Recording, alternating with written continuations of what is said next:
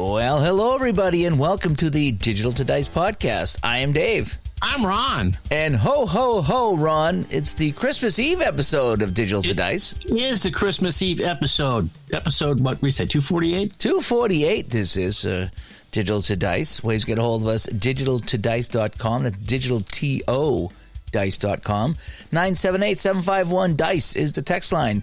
digitaltodice@yahoo.com is the email. And over on Facebook, facebook.com/groups/digitaltodice. And if you'd like to support the show on Patreon, and we have a lot of Patreon supporters that help keep the show going, and we are rolling into, what, year 6 or something like that? Or is this year 6? I forget now. This is year 6. Oh, boy, yeah, we've been doing this a long time. Over on patreon.com/digitaltodice. We want to thank everybody over there that has been supporting the show and keeping us going. So, here in episode 248, we are recording this on Christmas Eve, so we said, you know something, let's keep it kind of light today. We don't want to have a heavy show come out during the holidays. So today we're going to kick back, talk about some things we're looking to do in 2025, if you will.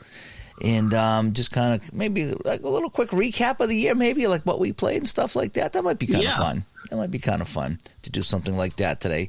Now, okay, so a couple of things of house cleaning here.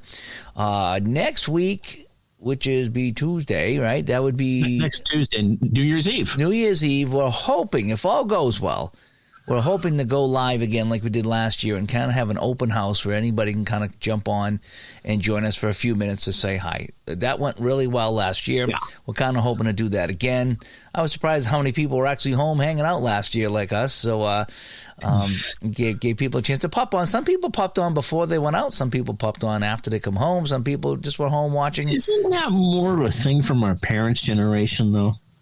It's never, I mean, my wife and I have been together 29 years in February, and it's never been a case of, let's go out on New Year's Eve.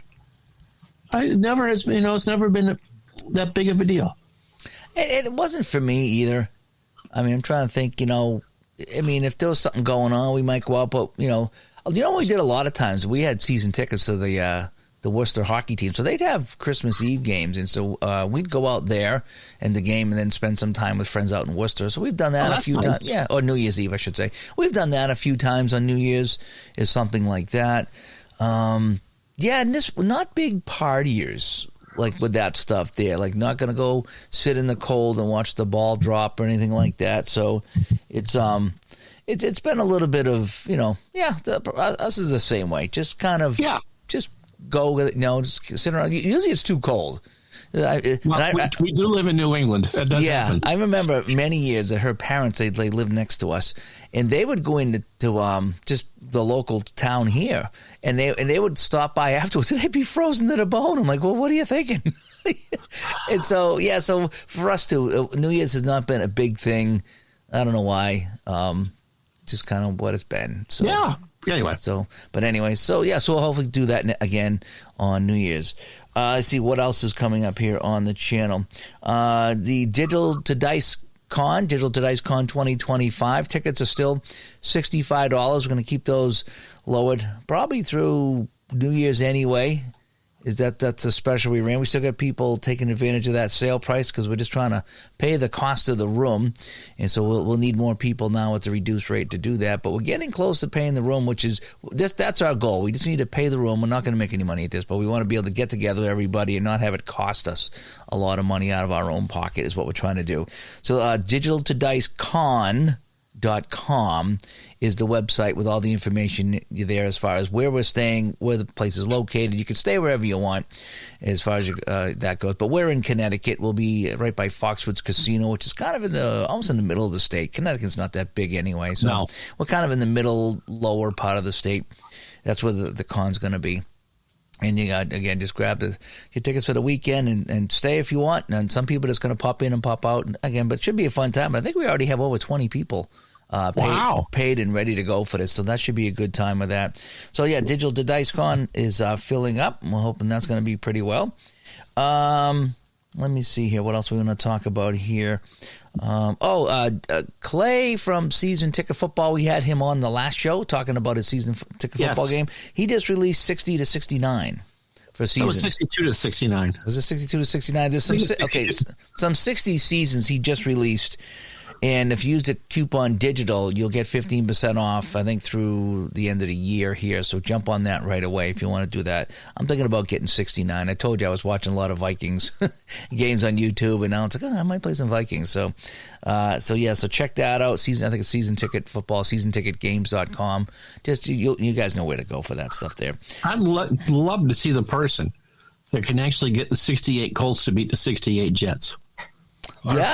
Our friend Pesky Pole is doing all the Super Bowls on Pro Strategy Football. And so I've been giving him a hard time because he deserves to have a hard time, to be honest. But he did, I think in the 5 he's done, I think 4 actually had the real winners. So he did the Jets and the Colts, and the Jets won. And that doesn't seem to be as much of a fluke as it seems to have been. Didn't I play them in APA? You did, and you had a wild and woolly game. Oh, that was awesome. Yeah, because the Colts went ahead. I think they used both quarterbacks in that game. And then Namath got the ball with, I don't know, a couple minutes ago, give or take, and he marched him down the field, and the Jets won almost on a walk-off. That was a fun game in Apple football. So, yeah, I mean, it happens, The Jets maybe were pretty good, They might have been, yeah. Yeah, it's always a fun game to play there. Oh, and the last thing I want to mention is going into 2025, we need to up our game a little bit, Chuck it, here on the show. So what we're looking to do, actually, is, we have a lot of developers on the show. We talk about their games and the whole bit. What we're going to be doing next year is we're going to have the developers on the show, and on the video portion of the show, which we'll be doing a lot of next year, we're going to play the game with them. Not just talk about the game. We're going to play the game with them. So we already have our first couple lined up or scheduled to come on next year. We don't have the dates for them yet, but we're going to have them on. We'll talk about the game, and then I'll turn on the overhead camera, and they're going to walk us through how they play their game. Looking forward to that. And the reason why that come about was when I was in Ohio at the APA convention there, which turned into a football convention. St. Patrick was there, was his game, and I just said, play your game. I said, I just want to watch you play it. And just watching him play it, I learned more about the game. That was great. I remember that. That was quite incredible. Than it was someone explaining to me. So just watching him play right in front of me. So that's kind of what we're hoping to do, is that, we're going to play the game right in front of you with a developer, and so we can get everything right. And we got a couple of games in mind for that already, but we're kind of hoping to do more of that next year, more interactivity, if you will, by getting people on and not only talking about games, but showing how the game is played with the developer here with us. And so we're kind of hoping to do that quite a bit next year. So those are some of the things on tap here as we turn the corner into 2025. So again, next week, hoping to have our New Year's Eve show. That's the big one that we want to remind you about. And D2D Con, the tickets are still on sale for $65 right now instead of the normal $80. Let's see what else we got going on here. Well, why don't we just have some fun with this here? Because we haven't done this in a long time. We've had guests on, we've had Black Friday shows. So why don't we get into what we're playing, Jucket? What do you think? Okay, here we go.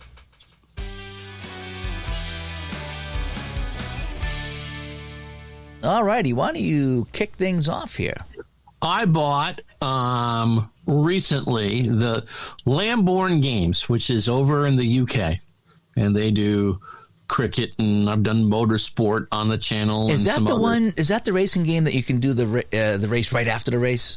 Yes. Okay. Motorsport's great. Motorsport's great. I need to do a video on, games that I really enjoy but don't stream real well, and that would be there. They have and I won't go into the full rules here, a cricket game for those of us who kind of know cricket but don't want to take 5 days to literally play a match of test cricket, because that's what it is. It's 5 days, called Cricket World. And so I'm learning how to play that, and that's been fun. And it's based on the same system. And just like with motorsport, Dave, you can recreate any match in history, all 1,400 and some odd matches. It's absolutely incredible what he can do. With the motorsport, you can pretty much run any Saturday night special at your local racetrack, ever. In motorsport, as long as you know where the car started and where the car finished, you can recreate that race. That's interesting. That really is. So if your buddy ran dirt heats at Fonda, for instance, you could do that. It is absolutely incredible. So how did you find that those results come out when you played that? I mean, did you always get the winner to win, or was no? No, because there's enough variability in there. I mean, in the motorsport, obviously, the better you do, the more likely you are that you're going to win. For, let's say, I think the Indy cars, because I've done a couple Indy 500s that way, you get points per stage, and I think there's 6 or 7 stages per race. And so you just keep moving up the field for that. But any car can have a crash or a boost in the pits or a bad pit stop. And so, no, it's not just start and, if you start on the pole, you won the race automatically. There's enough variability there to make it exciting. And I think that level of game, I know we're going to talk about this, do a whole show on this in the new year, just hits that sweet spot. I'm not a super gearhead, but I want something that's just a little more than just a final score. And so that does that. So I bought the cricket game and trying to figure that out, and I will do a video on it. But so I did that. I had a very interesting stream last night showing off action. Someone had asked me to show off Action PC Hockey 2024 because not many people have done videos on that. And someone else wanted a specific year, and I ended up doing the wrong year. I feel bad. I didn't have it. I didn't realize I didn't have it until I was halfway done with it. Bruce Gamble from the Toronto Maple Leafs. For Festivus, I was a Maple Leafs fan, okay? If you want errands or grievances, I did a Maple Leafs game for a Maple Leafs fan. We got it going eventually, and it was the Flyers and the Maple Leafs from just a random game from the 67, the first year of expansion. So it's the original 6, and what were they called, the second 6? Yeah, the next 6 or something like that. Yeah. So did the Flyers and the Leafs from Maple Leaf Gardens, and 3-3 tie. That was fun. Doing a project with Chris Slovic. Need to do the second game of that. In 2nd and 10, Mike in the Truck created a best of 60s league. So AFL, NFL, best team from that particular era. And so what the heck did I do? I remember doing the wrong game. And no, I did the 62 Packers and the 63 Giants, since we've done what you're playing. And the 63 Giants upset the 62 Packers in New York, which was great. And I did that. He's going to turn those into black and white videos. So here we are in this day and age of everything being in super color and high definition and all that. Ron, can you do that? I'm going to turn this into black and white. He was going to do it in old TV style, but you just couldn't see anything. That's just how far we've gone in the last 60 years. So I opened up my streaming software and I cut off the color saturation for my camera, my color saturation for the intro, and the color saturation for that. And what I gave him was a black and white video. Mm-hmm.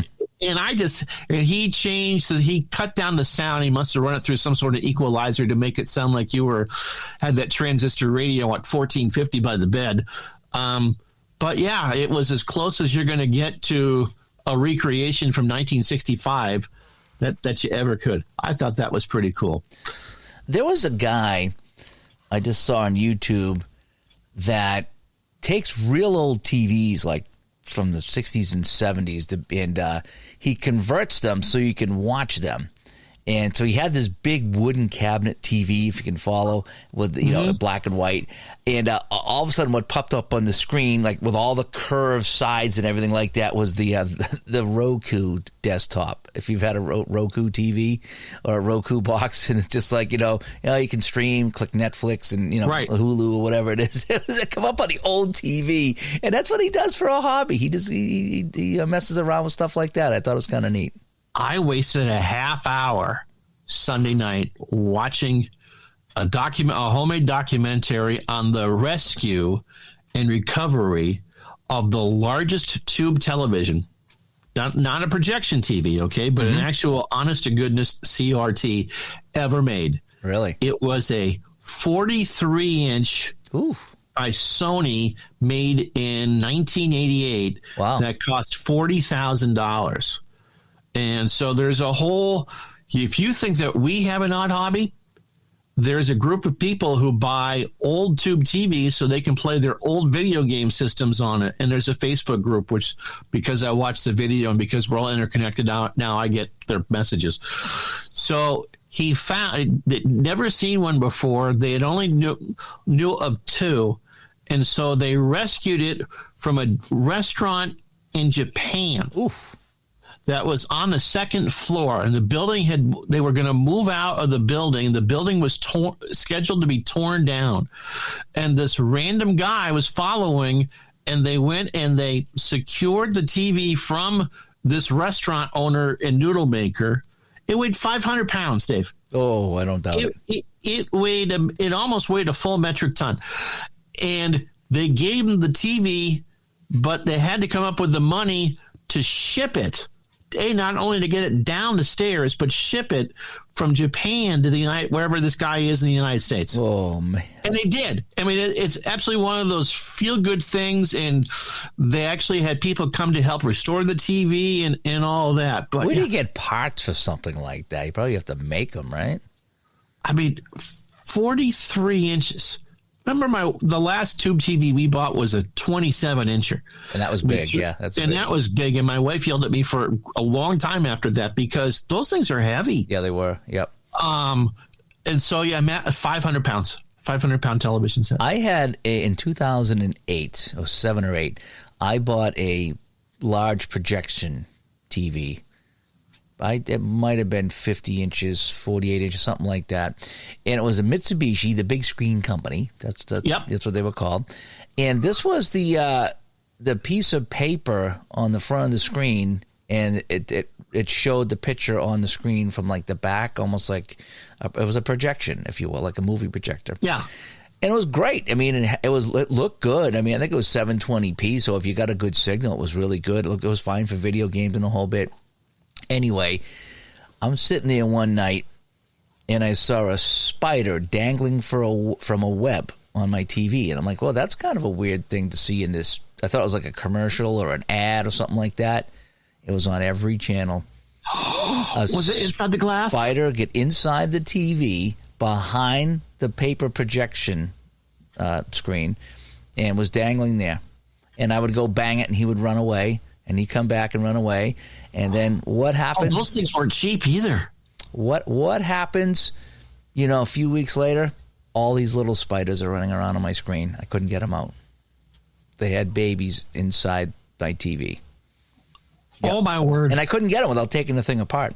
Now eventually, we ended up moving that to the rink that I had. So I just had someone come pick it up and put it on the rink, and we brought it to the rink, and I didn't care what happened at that point. But yeah, in my house, it would drive me nuts. It would just be this big honking spider dangling from a web, and you'd see the shadow of the spider, and I couldn't do anything about it because I'd have to take the thing apart and get them, and I didn't want to take it apart and wreck it, As it was, I tried to move some things, and I did damage it. So I was like, yeah, well, I got to get rid of this. But yeah, back in the day, I had a projection screen Mitsubishi, and the spider wrecked it for me. Yep. So the first big screen TV I ever saw was at a bar and restaurant in Waitsfield, Vermont. It's called Moose Lips. And we would go during football season, and like a 50-inch screen. And so it was a regular TV with a mirror, and the mirror projected up there. And so if you remember those, the glass was translucent. It wasn't clear, but it was so everything kind of had a little bit of opaqueness to it. And we sat there, must have been 87, and watched the Giants and the Redskins from RFK at 8 Wings or whatever it was, watching a football game on a 50-inch screen going, yeah. Oh, my God, this is great. We did that, too. I think it was 88 or 89. Guy I work with brought his over, and it was the big honking one. It was the one that had the screen, and then the 3 lights shot onto the screen like a movie theater. Okay, yeah. So that's the one that he had, and we watched the Super Bowl on that, and everyone's like, "Oh, look at this big TV!" Because at the time, no one had these, Right. They're like I said, bar rooms had it, and restaurants had it. This is not something that you had at your house. And some reason he brought it over in a truck. We set it up in the basement, and we watched the game, and then a few weeks later, he picked it up and took it away. And I was kind of hoping he would leave it, but he took it away. But yeah, that was something else. So the things that we go through in the past, and the things that we see on YouTube, it's like, oh, I remember that. But just that was anyway. And so And the new version of Action PC Baseball came out. I'd like to thank, again, Mark Shaw for pointing me to all the different patches. And so did the show off for that. And then sadly, Dave, I did a tribute game for Ricky Henderson. Oh, yeah. Oh, 65. Yeah, that's very sad. He was such a well-known player and, great Brown base dealer. But unlike most of my tribute games, yeah, you had a good one, right? It was classic. Yeah, it's worth watching. It's worth watching. So, so that's pretty much in a nutshell all the stuff that I've been playing. We did a strat video for hockey and all that too. So, been doing a lot since we did that, but it's kind of hard to keep it all in line. So, nice.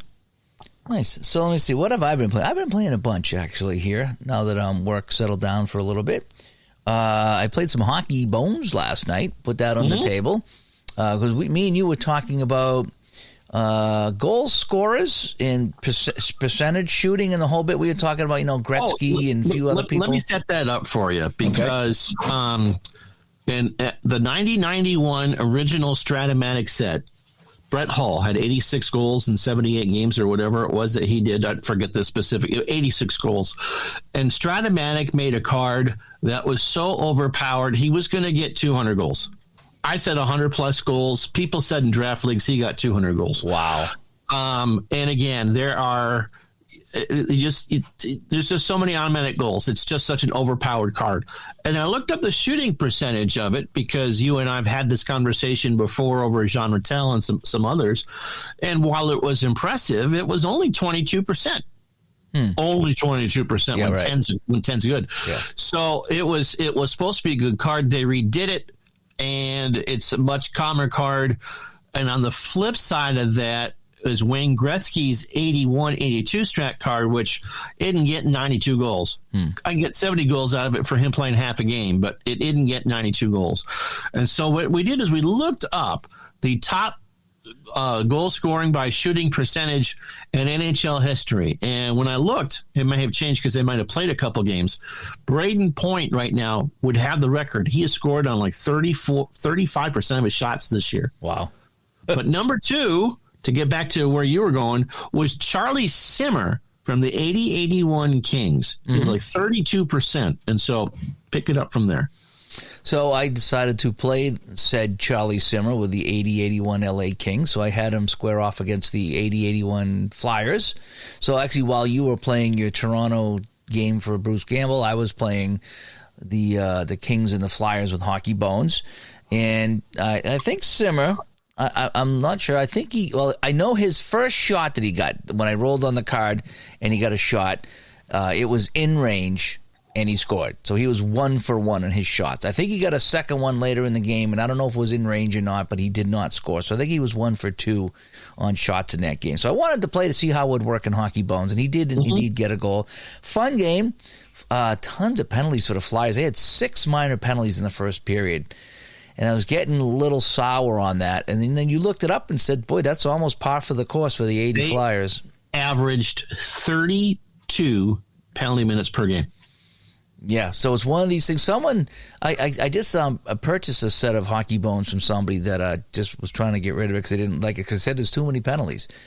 And I can see why you'd not be happy with that because there was a lot of penalties. But, however, those cards are carded pretty accurate. And you're going to get pretty close to what happened in real life, and you just got to realize that that's what it was. And I went with it. I think there was one time I rolled a penalty and says, I'm not going to do a penalty here. This is just too much. I'm just trying to have fun here tonight. This is stupid. So I did knock off a penalty roll for each team in that game, but I think I ended up with about 10 penalties for the Flyers overall in that one. One was coincidental, but the rest were power plays. But that's not too out of line, according to what you're saying. They did an average of, they were shorthanded an average of 8 times a game that year. Yeah, that's Can you nuts. imagine? That's 16 minutes out of a 60-minute game. It's almost a full period. Yeah, that's you're shorthanded, and they were a successful team. When the cup, but they went 20 years where they were the Broad Street Bullies, and they would go. They won 2 cups. They lost 2 cups. They lost 3 cups. They made the finals 5 times in like 15 years playing that style of hockey. Mm-hmm. Yep, they did. So we played last night some Hockey Bones, and I think I streamed the last half of the game on YouTube last night, and the Flyers hung on 5-4 win. That was kind of fun. Playing some season ticket football, and I picked up the 77 season, and I had the Buccaneers take on the New Orleans Saints to see if the Bucs could get their first win. And by golly, the Buccaneers beat the Saints. They didn't destroy them like they did in real life, but they beat the Saints. I was pretty happy to see that. What was fun about that game is the Saints, they caught a pass, and the guy ran 43 yards and fumbled. Oh. He fumbled at the 1 yard line. If he had gone 44 yards and fumbled, then it's a touchdown, because once you cross the line, it's over. So he fumbles at the 1. Tampa Bay drives 99 yards. The 77 Bucs go 99 yards in that drive to score. That was the funnest part of that game. And the Bucs ended up pulling that out in season ticket football. So it was fun to see Tampa Bay actually win that game on my table that they did in real life. That's always fun to see, you know. Let's see, what else am I doing? Oh, my gosh, Jucket, I picked up, before Black Friday, I got the 1915 baseball season from APA, which included the American League, the National League, and the Federal League. Yeah. And you know me and my crazy teams. I love that. So I ended up playing the Pittsburgh Rebels and the Buffalo Blues, 1915 Federal League, as part of my new series on the channel called Dave's Classic Rewind, where I just pick a game from the past. And it doesn't matter what game, what sport, what engine. I'm just going to play a game from the past and just have some fun. And that's a way around of – it's basically it's a one-off is what it is. But I try to match up with a game that was played in the past if I can. So we played this one here, thinking I'd have some fun playing my new Federal League. And that's this new series is a way for me to pull out some seasons and games that I haven't played in a while. So it'll get some things on the table, and I'll just feel good about myself that I've played a game. Yep. You know what I mean? When you look at something on the shelf, you're like, boy, I bought that season 2 years ago, I haven't touched it. Well, I'm going to touch it now. I'm going to bring it on, at least play a game and have some fun with it. So I can say, yep, I played a game in that season. So I did that in APA, and wouldn't you know it, Jucket, it was I think it was 14-0 Pittsburgh. It was, they got destroyed. It was like single after single after single after single. The names, though, were great. I think the pitcher for Buffalo was Gene Crap. Oh, and the chat room had a fun time with that, especially when he was down 10-0.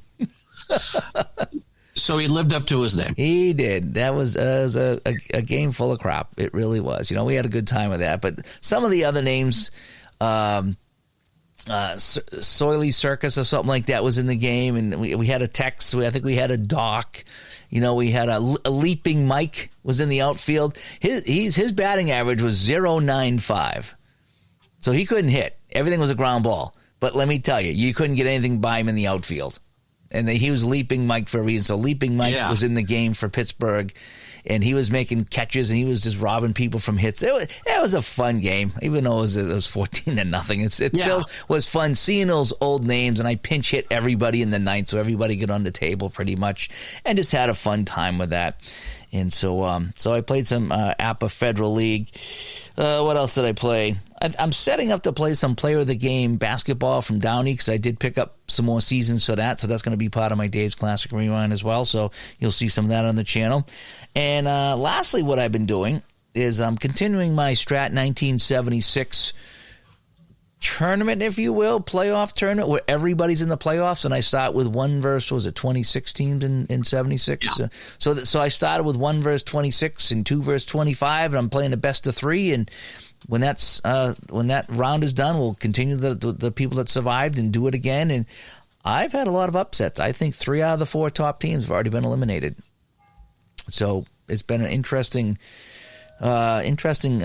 tournament, if you will, so far. But I saw somebody was doing that on our Facebook group, and I think they're doing it with, I don't know if it was hockey, baseball. They call it the Gardner Cup or something. Yeah, NHL for an entire NHL season. I think it's last year's.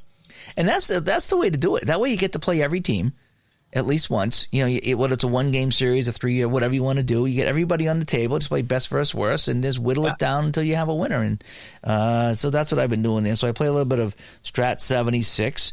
And then I jumped on JC Sports Replays is setting up a 1984 season. It's in full swing, and they're playing every single game. you can play any game engine you want, but it's built off the Strat rosters is what it is to kind of keep things consistent. So what you do is, I go into the spreadsheet, I find a game that hasn't been played, I just put my name down and say, I will play this game, and then I play it, and they have not a lineup, but a rotation of pitchers. So they have, each month they have a rotation of pitchers that you can choose from. So you got to match up the game to the pitcher. So it's like 5 pitchers for each team. So if you're playing, let's say, game 19 for Baltimore and it's game 20 for Minnesota, right, you look on the chart to see which pitcher's going to pitch that day. And then the rest is just making sure that the player's carded in Strat for the most part, and you play. It's pretty laid back. I played a couple of games. It was fantastic. One of the games, I think I had a walk-off pinch hit home run. You did? In the 10th. Yep. I'm in Digital Diamond because that keeps all the stats, so I can kind of, I don't have to worry about stats when I input my stats for this project. And I asked Digital Diamond in the bottom of the 10th of a tie game, what do you want me to do? And they said pinch hit for the leadoff hitter. So I think it was Mike Young was his name. And yep. I pinch hit Mike Young, and I rolled a 2-6 in Strat Basic. That's a home run, and he won the game in the first pitch of the bottom of the 10th. So that's how my project started with that. So that's off to a good start, I think. That's pretty good, yeah. Yep. I did play another game that I could input the stats for, too. But it's just kind of fun because you can pick a game at your leisure, play whatever teams you want, and just upload the stats as part of a bigger project. And what's great about that is it's something that I don't have to run. Right. Oh, yeah. Everything I do, I tend to have a hand in. And so it's nice, like, once in a while. JC Sports Replays, I believe, is doing on it. YouTube. That's on Facebook, yeah. Yeah, and on Facebook, too. And I think it's the Strat Community Replay on Facebook, too, or something like that. But it's just been fun. Like on Sunday nights when somebody rents the court and I show it with my stick in my bag and I play and I don't have to work. I just skate and go home. I don't have to organize anything. It's one of the few times I go to the rink without bringing a whole truckload of stuff. So that's what this feels like. I can kind of pick a game, play one game, input the stats, and then walk away and not have to worry about anything else until I play the next game. So I've been playing some Strat baseball. That's been kind of fun. Obviously the APA baseball. I did play some APA hockey, too, in there. So I snuck that in there somewhere. Hockey Bones and Player of the Game. So, yeah, I've been playing a lot of different things here, and I'm kind of hoping to get to a few more things now that I'm on a mini vacation here over the holidays. Mm-hmm. We do got to do the family thing, so I won't be able to do anything probably today or tomorrow night, but we'll see. See if I can slip something in. I did a unboxing video of Dynasty Baseball by Pursue the Pennant. The cards and dice version of that. Dynasty. So Pursue the Pennant. Yeah. Dynasty League is the name of it. Dynasty League. Okay. Yeah. Mike sent that to me, and I did the unboxing the other day, and boy, it's pretty impressive. Pretty impressive what you get with that. Yeah. Including the 40th anniversary, you get. It comes in a box, but the box doubles as a baseball field. And I didn't know that until after I was done the unboxing. And people were like, yeah, what you do is you do this. I'm like, oh, that makes perfect sense. It comes with these strips of the field, like it's like the wall. So picture you drop the photo of the field in the box, and then you take whatever park you're playing at. You pull out this long strip. It's like 2 inches tall by 18 inches wide. So it's long and thin. And you just arc it like it's the wall of the stadium. Yeah. And it comes with dice and everything, and you roll your dice and you get your cards and you get, So I don't know how to play it yet, and he's one of the guys we're going to have on. He's going to kind of walk me through it because it looks like it's a pretty busy game. But and he sent me one season of small cards and one season of big cards. And in the video, I kind of compare and contrast what they look like. So if anybody's interested in playing the game, you can see what the cards look like and the whole. They both look pretty sharp too. Yeah. It just one's a little bit bigger. One's the size of a Strat card, and the other one's the size of an APA card. Is kind of what it is. So I did an unboxing for that, and I'm looking forward to tackling that game. I really am. It looks kind of neat. It really does. It's going to be interesting to see what game it plays like, because it has a little bit of a Strat feel, but then also a little bit of an APA feel, and then it woven in was maybe a little bit of payoff pitch. And I'm just naming the games that I've played that I can relate it to. But once I play it, holy cow, it might be completely different from everything I've played. But yeah, I'm looking forward to doing that. So he'll come on the show. We'll talk about the game with him. He'll walk me through it, and he'll walk everybody through it. Is what we're going to do. And so I did that unboxing of Pursue the Pennant. Looking forward to that. Let me see, what else do we have here on tap here as far as games played? And I think that's about it. I think I did pretty well playing games. Yeah, that's all I can really think of. We did the Black Friday wrap-up sale, so I've already dove into a few of those on the channel here and on the side. I think 84 was one of the Black Friday things I got, or shortly after that. So I'm going to jump into this product. 84 was on sale, so I got that, and I did an unboxing for that as well. So hoping to get some payoff pitch on the channel soon so I can get the Seattle Pilots going, as I did buy 69 for the Pilots. And, yeah. So that's what we're playing and a little bit what's going on here in the channel and the whole bit. So want to get into the main chat of this? I thought we were kind of in the main chat. Well, yeah, but I need to play the music again. So go ahead. Quinn doesn't see it or down. I have the wrong one. Let's listen to this again. I had this on. Let's listen to this. Okay. Quinn doesn't see it or does. Baez, Gardner kicks it out. Esposito rebound, save Gardner. Walton to Esposito, save Gardner. That was the Fred Cusick when they were playing. I think it was the Canucks of the Maple Leafs, and George Gardner was in net making all these saves. And I that little clip, save Gardner, save Gardner. Oh, all right. Let me do it for real this time. All right, let me do it for real.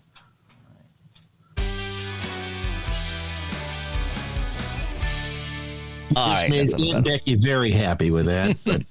How is it? Yeah, let's get into Aunt Becky. How has Aunt Becky been doing? I think she's out of jail. Yeah? Yeah. She wasn't in long, though, right? No. She was like, but she was. Yeah, for like a weekend or something like that. Well, she made... Hey. Is she the one with the cooking channel? No, that was Martha Stewart. Martha Stewart did 6 months. Oh, really? Yeah, it wasn't just a long weekend. Yeah. That was not a good thing. Yes. Yeah. All right, so let's take a quick look back here at 2024, Jucket. If we can remember that far back. I know all the years kind of mashed together. But what are some of the things that might stick out to you this year? A certain team blowing a 5-run lead in Game 7 of the World Series. Oh, on your channel there? Yeah.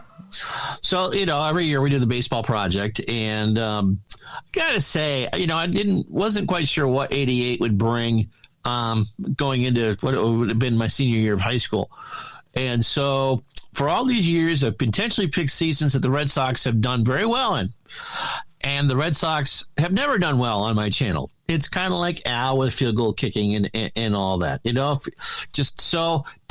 though the Red Sox won the division in 88, didn't expect anything from them because 5 teams finished within 5 games of first place. So if you were going to say that the Red Sox were going to win one, this would not have been the one I would have picked. And they did. They won the division. It was the last week of the season. They had a big series it was the Red Sox in Toronto that went all the way down to the end. And the Red Sox outlasted Toronto. Minnesota had the best record in all of baseball.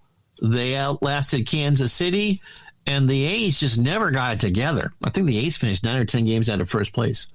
So the Red Sox and the Twins played an epic American League Championship Series, which really wasn't decided to the 8th inning of Game 7. Mike Greenwell hit what would end up being the game-winning home run. The Red Sox score the World Series for me. Can't tell you how thrilled I was about that. In the National League, the Mets won the division. Gosh, I am shocked to the very fiber of my being. However, the Dodgers failed down the stretch, and the Reds won. And at one point, that's when Pete Rose died. Was around the time that the Reds were going to clinch that division. So we did the Pete Rose tribute game and blah, blah, blah, blah, blah. So I figured the Mets would make mincemeat out of Cincinnati in that playoff. There was mincemeat, but it was Skyline Chili mincemeat, not the Mets. The Mets were swept. Never expected that in a gazillion years. Yeah. So the Reds swept the Mets, and the Red Sox survived the Twins. And honestly, if it was any other team besides the Red Sox, I mean, that was the most epic World Series I think I've ever seen online. We had in Game 1, was a 15-inning game, so it would have been the longest World Series game ever at that point, won on a walk-off sac fly by the Reds. They tied the game with 1 out in the ninth on a two-run homer by Lloyd McClendon. Yeah. Red Sox split? No one split. Reds took the first 2 at home. Ellis Burks, who had the world's worst playoff going in on back-to-back games at Fenway Park, hit a walk-off 12th inning home run in Game 4 or Game 3, and then in the third inning of the next game hit another 2-run homer. So the Red Sox go back to Cincinnati with 2 chances to win the World Series. Does this sound familiar? With Roger Clemens pitching the first time out. And Clemens is pitching well. And I bring in Lee Smith. And there's a Game 7. Yep. Okay. And so the Red Sox, in the 8th inning of Game 7, does this sound familiar? Have a 5-0 lead. Bruce Hurst, got pinch hit. Jim Rice, 2-run single, up 5-0. And I'm thinking to myself, I've gone from being the skeptical 16-year-old going, how are we blowing this to? Oh my God, they've really won the World Series. Yeah, this would be great. Put the plastic up. Put the plastic up in the locker room. That's right. And then I can hear the crisis music under Bob Lovell's voice on Channel 4 WBZ as the Red Sox pitching staff of Bob Stanley, Mike Boddicker, and Lee Smith allow 7 runs in the bottom of the 8th inning, including a misplay of a ball by Dwight Evans, of all people. Oh, jeepers. Which allowed the floodgates to open. The Reds plate 7. John Franco comes in the 9th, and the Reds won the World Series. And again, I really can't be too upset. The Reds were the best team in the playoffs. But just how it happens. Yeah, it drives you nuts. Just how it happened. Yeah. So amongst other things, I mean, that probably was the highlight on the channel for the year. For me, I know that you're going to want to talk about the Hall of Fame for you. I mean, it was just a fantastic year. Yeah, that was my first convention, I guess it is, or meetup or whatever you will.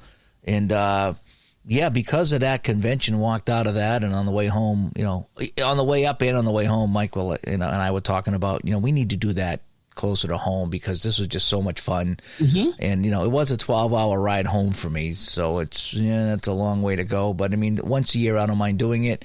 But it would be nice to have something a little closer to home. So that one that we're going to do in Connecticut for Digital to Dicecom, hopefully that's going to be a fun time for everybody. And I think we already have over 20 people signed up for that. And that doesn't even include all the special guests that are coming with their games. So, it'd be nice to have 30 to 40 people at that. I think that's why we got the room. I guess we could have shared the room and saved some money. So if somebody else wanted it, we'd have to split it with them. And I think when Mike was talking, it was like, something, let's get the room for ourselves for our first year. Make sure we have it. And because you don't want to be sharing it with some bridal show, right? Yeah, we don't know what it would have been. So so that's why it's so expensive, is that we booked the room solid for us. And again, it's our first time doing this, so we're living and learning as we go along. So hopefully we'll pull it off and have some fun. But we already have a decent amount of people scheduled to come, and so if we can pull this off, that'll be a good time. But yeah, so that all stemmed from Ohio.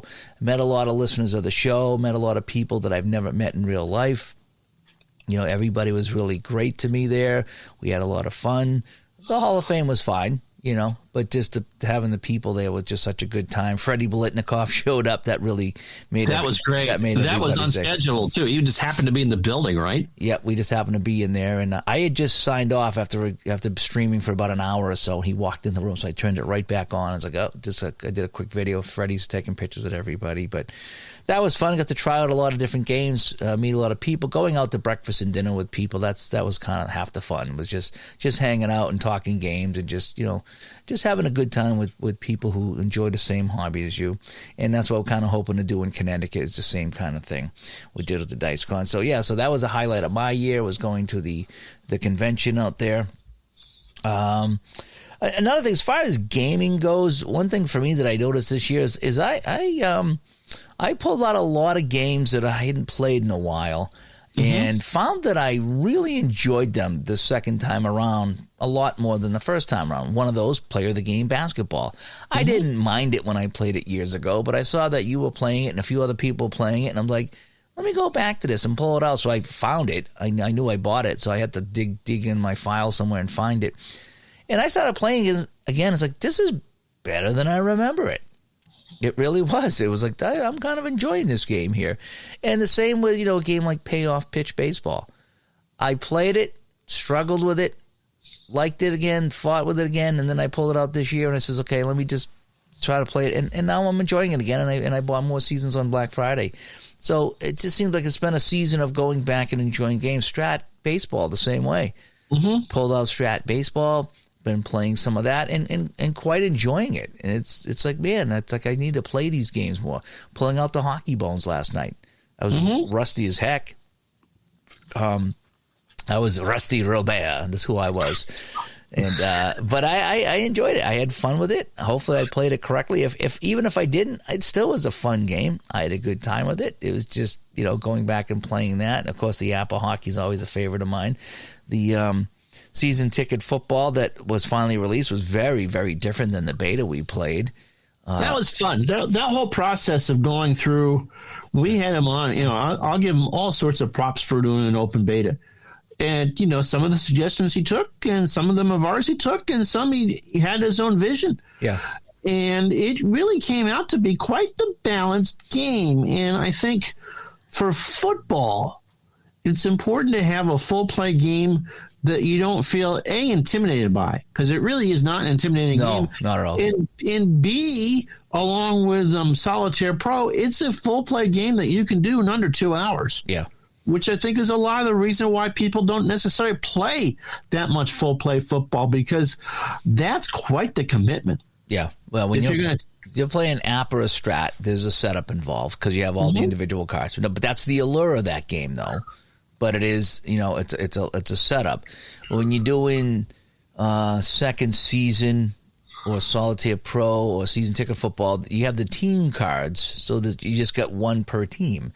But second season is a long. Second season plays, not but it's a long game. Yeah, I would say that's a little bit under APA football as far as time goes, but it's definitely longer than season ticket and Solitaire Pro. So you got your full play games now. And the other thing that happened this year, Jucket, is since I really played APA, which I think is, aside from a History Maker Golf full tournament, start to finish, which for me is 4 to 5 hours. Okay. Right. And that I did that during COVID when I was out of work, and I could sit and play for 4 or 5 hours at a whack. The longest game I think I've played, aside from that, which again that wasn't a single game, it was a weekend tournament you're simulating. Okay. Right. The APA football was probably the longest game I played. 2.5 to 3 hours just to start that. I got it down to, between 2 and 2.5 hours. But since playing that, any other game that's less than 2 hours feels like it's 10 minutes now. So when you play the Solitaire Pro and the season ticket football, and it takes you hour and a half, hour and 45, boy, it flies by, because now I'm so used to playing APA, which is such a long game, and I still enjoy that. But I know I'm in for a long game with APA. These other games go a little quicker. Whereas before playing APA, those were the long games. Right. I was like, I don't want to sit down for over an hour and a half and play this game. Now it's like, an hour and a half, that's nothing. It's kind of like that drive to Ohio. After doing a 9 or 10 hour drive, if I had to come up and see you for 4 hours, that would be a walk in the park after. Right, compared to that, yeah. Yeah. So that's kind of how it was too. So this year was the year of long games for me. And I've gotten used to that now, and I was like, okay, that's not so bad now. Now I'm not shying away from the long games. Obviously, depending on the day and what time I have available to play, that'll dictate it. But it is nice to just grab a couple teams, throw them on the table, whether it's season ticket or a Solitaire Pro, and just whip out a game, and then the other thing is the Al Wilson 3D6 gaming. 3D printed fields. Those look gorgeous. Your hockey one I saw last night too is pretty nice. Yeah, I just finally printed out some names for the hockey one, so I can play some hockey on the table with it. But the football one, if you're not keeping stats, well, even if you are, I mean, I use the Pro Football Helper when I really want the stats because that just does such a good job with it. But if I'm playing a game, Dave's Classic Rewind, or I just want to get a couple teams on the table and play, that football field, it keeps track of everything you need. You got your time, you get your down, you got your distance, your timeouts. It just does everything right there for you. You get your score, and it works really well with the overhead camera for streaming too. So if you want to stream it, it looks good there. But even when I don't stream, just having that out, because I tried to go notebook with football games, and I would just screw it up all the time. It's easy to do, especially when you cross midfield. You got to make sure that the math is all right. Yeah. No matter how many times I wrote down, okay, it's 2nd and 8 after a gain of 2, and then it's an incomplete. And no matter what I did, I would screw it up. And so this year now you have it. It's right there. So if you go 10 yards, you mark 10 pegs, on the field. And the same with baseball. It's kind of fun now with baseball that I can see the guys on base and the inning and how many outs and the different base runners. I got the different color base runners now, so I have red for fast and blue for slow, and I was using that the other night. And now I don't even have to look at the guy's card to see if they're fast or slow. Yeah. They're right there on the field. So things like that really make the hobby more fun. Victor's 3D printed stands that he originally designed for Strat that I'm using for every other game now that I have, Payoff Pitch, APA. They look great. Great. Oh my gosh, yeah!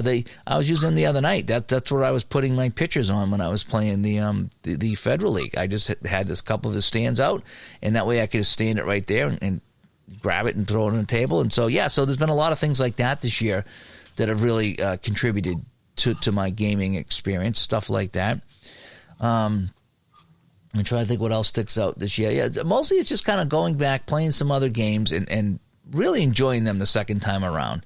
And I don't know what it is about it, but, I think I talk about this all the time. I jumped in late to the party, so I went through the room in a hurry, and I tried all the different games, and now I'm going back and taking a second look at everything and really enjoying things here. We talked about last year when we wrapped up 2023 that it really was the year of the story-based games. And this was coming off of Stone Cold Hockey and some of the other ones that really, the Fascinating and Fast Drive from Al Wilson that just, they weren't full-play games, but they gave you the full story of a game in a shorter package. I think, and there's some of that this year with Mike Jabral's Family Football and Family Football Plus. But I think the thing that caught me most was in this day and age of computers, where computers are certainly assisting in game design as more and more statistics become available. Are the aliens coming to get you? Yes. Yes, Are you hearing that hum? I hear some sort of hum. Yeah. Yeah, I think that's you over there. Yeah, I don't know where it is, but are the aliens coming to get you? Are the drones circling overhead? The drones are telling me that my wheelchair's warranty has expired, which is amazing since I actually, you know what? In the 6 months I've had that chair, I've put 250 miles on it. Holy cow. Anyway. That's a lot of trips. That's a lot of trips to Burger King and McDonald's. We did lunch out today because it's Christmas Eve. You interrupted me in the middle of my thought. Thank you, Gardner. And we had about 5 or 6 inches of snow last night on top of the 4 or 5 that we had on the ground. We are definitely having a white Christmas. And if you've seen the jokes about if the person who salts the fries at McDonald's salted the roads that be melted. Yeah. We didn't do the chain today. We did a local place. If the person who salted the fries I had for lunch salted the roads, there would be no snow on the ground, let alone that. I mean, like, there'd be no roads on the ground. There'd be no roads. It'd all be dirt. Anyway, so the warranty on the warranty on the chair, yeah. Talking about the drones coming by, flying overhead. So the amount of new games this year that are taking advantage of all the data that's available, and in card and dice form. Now I'm trying to think of one of the Mike Jabral's games. Again, it's not necessarily full play, but just that kind of a hybrid. I've read of Brian Martin, I believe, is working on an F1 game that is being partially designed by ChatGPT. He kind of asked the AI to help him design a game engine for Formula One, in which Max Verstappen will win every race by 25 laps, because that's what Max did this year. And And so I guess where I was going with it is the creativity on games you can play on the tabletop with other cards. Or Clay's game is a good example of that. When we interviewed him a couple of weeks ago, the amount of charts he had behind him that showed pretty much any situation. I think most of those were baseball that he had up. But if you wanted to know what percentage of ground balls were hit with 2 out, he had a number for that. Yeah. And it's all freely available stuff now, the stuff that was locked away. Yeah. And so I think that's kind of the story, is that we continue to make games that are playable on paper of some sort, but have a lot more oomph behind them, because and not just games you can play on the computer. I guess, if that would make sense. And I guess the other thing you brought up too that I forgot about was the AI. I mean, that's really jumped out this year. I know I've used it for some of my thumbnails and a few of my logos and things like that. And I see people using it to design like team logos for their fake teams or their fake leagues and the thing here. So AI is a big part of things. Some people are going right into the AI for their recaps. Yes. We were I know you're not a boxing fan. Our friend Brent DeHart has started a boxing universe where he had was it this year? Maybe it was late last year, early this year. I was told, you need to watch this. Okay. And so it's a replay baseball stream, and the play-by-play announcer is me, but I'm watching it. And so I'm listening to myself, very creepy, do an AI version of myself. It doesn't sing who could hit a lefty or anything, or talk about Fortnite or anything like that. But hearing that, and so I knew that was coming, and Brent and I had a long conversation about that afterwards, and I was very supportive. I think it's great that, mimicry is imitation is the most sincerest form of flattery. So late this week, as a matter, or last week, I think it was, we've been sharing main event boxing from Downey. Not the actual stuff, but one of us bought it, and, monkey see, monkey do. And so he set it up through Chat GPT, and he was using some real boxing announcer voices. I think he was using Barry Tompkins from HBO and Al Bernstein from ESPN. And so Chat GPT was supplying a round-by-round summary of a game that just spits out numbers. Okay, there's no description with me. You can in main event, if there's a cut or a knockdown, it'll tell you that. But basically, you have a base score, you adjust, and then you roll on the judges to see what they did for the round. I like it. It satisfies my need for a boxing game. But he was able to turn it into creating round by round summaries. That's nuts. With it. And he was doing it in real time. And the AI kind of got impatient there a few times, and Brent had to correct it. But I can certainly see there's been AI, what we call AI, which is different from current AI, if that makes any sense, in games, computer games forever. You tell it that when your team gets behind 6 runs, pull the pitcher or what have you. But I could see those engines, you sitting down there, instead of you and I necessarily playing a game, but teaching the AI how to play strat or ep or payoff pitch, and it being a competent opponent to play against you. AI is really creepy. I know, like I say, some guys use it for their full recaps. There's someone in my hockey league that I do a quick write-up of every game that we play, and he puts those write-ups into AI, and they created 8 to 10 minute podcast. Yeah, you showed me that. That's creepy, and those voices get better and better. It's a guy and a girl, and let's talk about what happened in the Roller Hockey League this week. All right, the first game, it's the Bruins and the Whalers, and boy, does this guy Dave.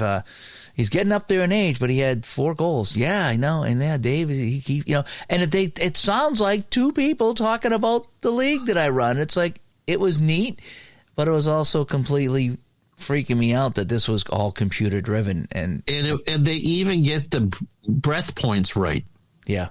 We've had this technology for a few years. I've had a few madam speakers over time, and you can have a conversation with her, and it's a very competent conversation. But yeah, I mean, so there are good things about AI, and there's some very creepy things about AI, but it certainly will change the way that we game. What's the deepest conversation you've had with Madam Speaker? I've proposed a few times, and I've been turned down. No, but have you talked in like... No. Yeah. As far as what's the meaning of life or anything like that, no. I really haven't. But just, any sports conversations? Like, did you have an actual conversation, or was it just ask questions? I just kind of ask questions.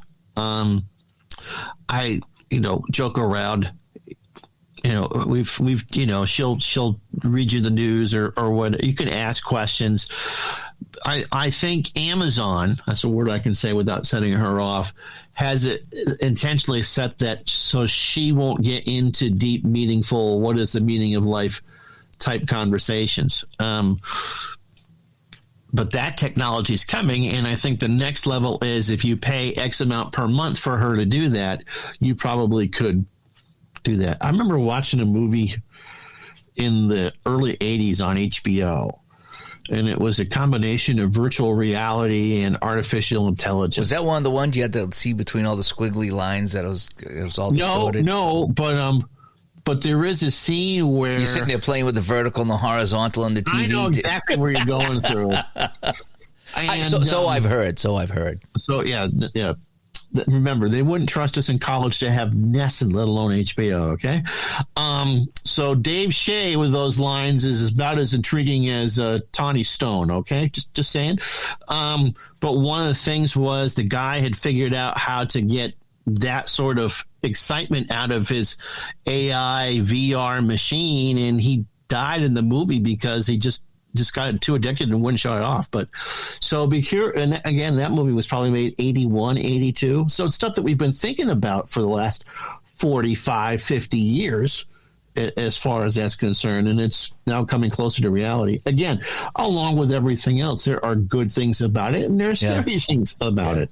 Well, I remember the Dick Tracy watch, right? Sure. That's here. Yep. The Star Trek communicator, that's here. Yeah. The beam me up would be good because, if I could just get beamed to Ohio to that convention, instead of. Would you trust a machine, though, in all seriousness, to reassemble you correctly? Me, no.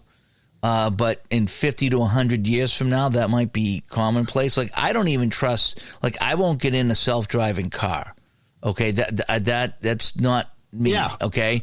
And I've seen the videos of how great they are and the whole bit. No, I won't. I as bad as humans are, I want a human driving my car. So right. I'm not the guy to ask that question about have my body being assembled, 1,000 miles away. But in the future, when self-driving cars are just no one gets a driving license because we're being carted around by the cars. That's when it's going to happen. It's not going to be now. I don't think anybody would trust it now. I wouldn't want to be the fly, that's for sure. But I mean, they had in the I watch a lot of old tech videos because I find that stuff fascinating. And one of the things that they came up with when they designed the compact disc, and work on that started in earnest in 1978. They died in 2006, but the work on them started in 1978. There was a capability there of being able to take seconds of data and correct it in case there was a scratch. So let's say you're listening to your favorite Rush song, okay? And so there was a 4-second gouge where you would drop something on where Tom Sawyer, there, and it'd be able to figure it out. This was in the late 70s. Figure out what was missing and extrapolate it and correct it.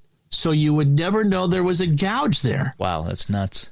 And so, it's amazing what they've been. Again, it is scary and fascinating at the same time. I remember we were at a Christmas party, probably in the 80s, early 90s. And there was this guy that was into computers and the whole bit. And he was talking about the compact disc for the computers. Mm-hmm. And so we're like, we just we didn't know what the heck it was. And he goes, he picked up a floppy disk. And he goes, picture this floppy disk and stack one on top of another. And you can go from here to across the room with floppy disks. That's how much data the CD's going to hold. And we're like, oh, wow, that sounds like pretty good whenever they come out with that technology. And now it's already obsolete. Yeah.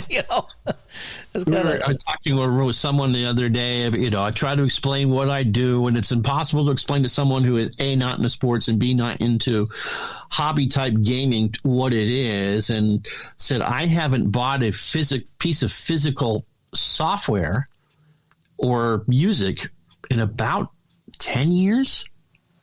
Yeah. Everything is either it did for me as a digital download, a PDF. Now I could buy the print stuff, but it won't do me any good.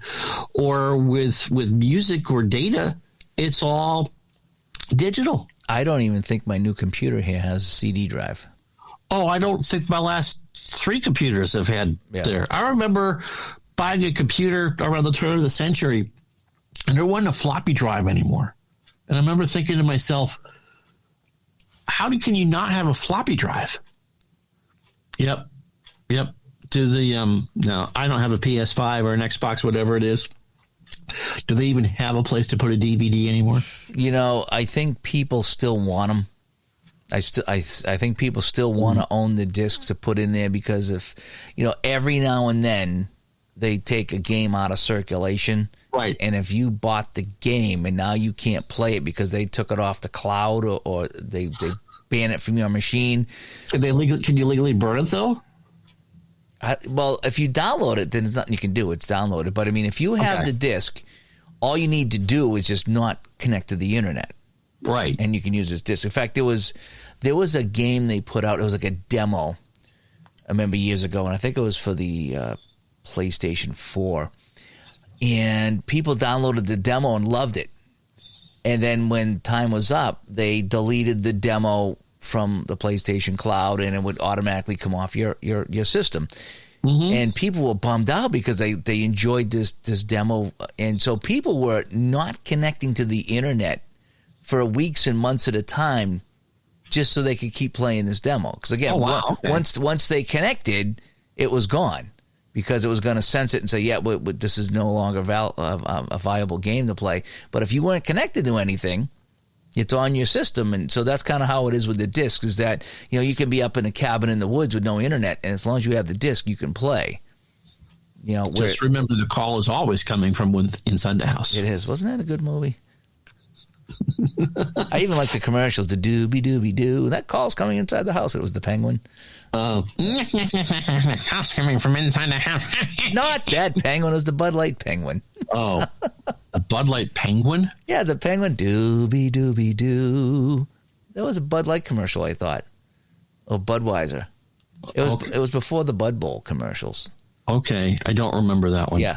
Yeah, the lady called the police. The call's coming from inside the house, and it shows the penguin. Doobie-doobie-doo. Oh, I don't remember that one. Yeah, it was like a little, I don't know, it was AI penguin, a stuffed penguin, whatever they used back in the day. Yeah.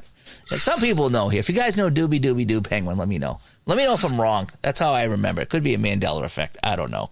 Anyway, so good times here in 2024. Looking forward to 2025. Again, kind of hoping to expand the channel next year to get more video stuff up with me and Ron and get more developers on showing off their game. I think that's the way to do it. I think it gives developers a good chance to show the game, show it how it's played. It gives us to show our audience, maybe a new game they haven't played or try something new. Oh, absolutely. Or just, sometimes people have trouble with games. I know I do. It's like, man, I just can't figure this out. You get the developer on, he walked you through that stuff. And now there shouldn't be any issues with that game. So that's kind of what we're hoping to do. A lot of fun things coming up in 2025. All right, before we sign off here, right? We need to take a look at our stars of the week. We got some stars of the week. It's been a couple of episodes because we've had Black Friday and we've had guests on, so let's do that now. So our number 3 star here in episode 248, in no particular order, is Jason Leonard. Woohoo! Jason, thank you so much for supporting the show. Our number 2 star is, hopefully I say this correctly, Corey Robeson. Yay! Corey, thanks so much for being a part of our community here And our number one star here in episode 248 is Keith Curtis. Yay! Keith, again, thank you for being a Patreon here on the show. So that wraps up things here. Gotta say, because if the video portion of this, I have the cat sitting next to me. And so she's watching you and I talk back and forth. Or you can look at the camera now, back and forth there. And I have been watching myself in the corner as she has shot me dirty looks for the last. Oh yeah, she's giving me I haven't been fed in 5 minutes look. Yep. I know. You'll be fine. So anyway, so that is that. All right, so let's wrap things up here in episode 248, shall we? Yep. So you've been listening to the Digital to Dice podcast, episode 248. I'll call the end of the year wrap-up show, if you will. Here talking about all kinds of things. Ways to get a hold of us. digitaltodice.com is the website. 978-751-DICE is the text line. digitaltodice@yahoo.com is the email. And over on Facebook, facebook.com/groups/digitaltodice. Well, all righty here. I might have a quick unboxing later today, Ron. Okay. And then I'll be heading out to do my Christmas Eve things here. And then Christmas, I'm not sure what's going on here. I really would love to play a game of Apple football before I go to my Christmas activities, but I don't think it's going to be possible. You should get some ivory snow, but you have to brush it off the table. Yeah. That would be kind of fun. Yeah, that's next level. I mean, we have the Al Wilson stuff and we have the ink gaming mats and the whole bit, but holy cow, we start putting, the helmets with the ivory snow and, boy, you got a little snow plow we can run out for a field goal? I might have to look around for that. That would be great. I'll do that game in Appa, and I'll just have the guy come out and plow it away. That's one of the things we were going to talk about today was actually, weather effects in games and things like that was kind of tying everything in. But that's a heavy subject for a different day. So we'll get that after the new year. So, All right. So that's that. So I want to wish everybody happy Hanukkah, Merry Christmas, and Happy New Year. And we hope to see you next week on the New Year's Eve show. Absolutely. All right. Take care, everyone. Bye-bye.